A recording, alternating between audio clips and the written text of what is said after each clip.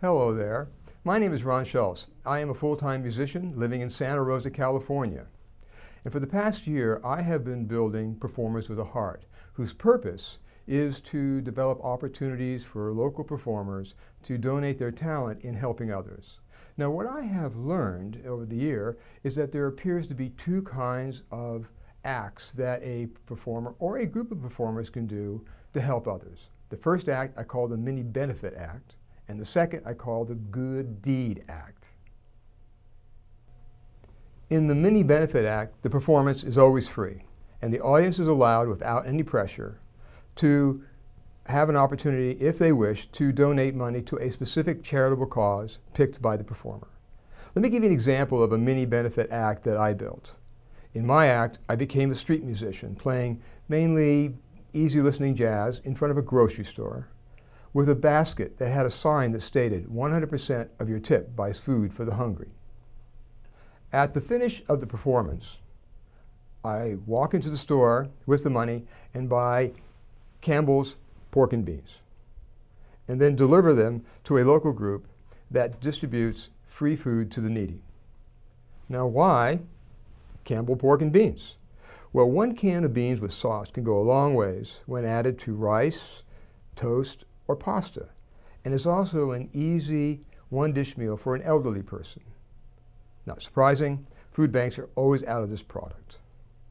Now, my local neighborhood market called Oliver's was kind enough to allow me to play in front of their store for 2 hours each week.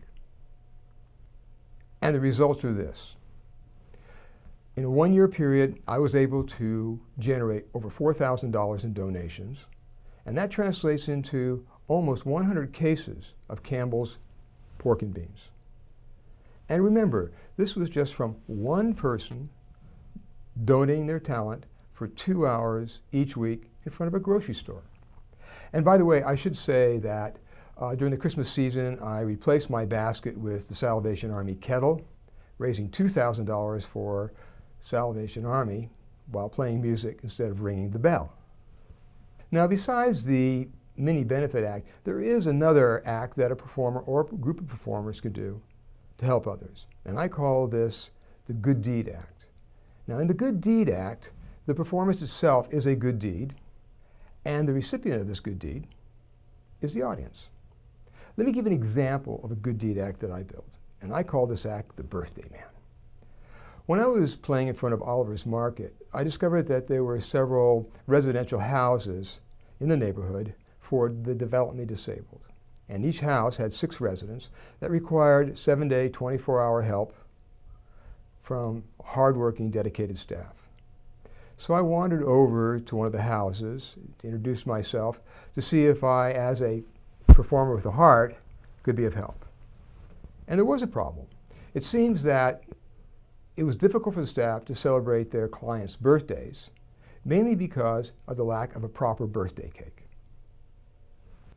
Now think how important a birthday cake is in celebrating a person's birthday. No birthday cake, no candles. No singing around the cake. And of course, no blowing out the candles, which of course is a signal for people to clap and to enjoy each other as a group.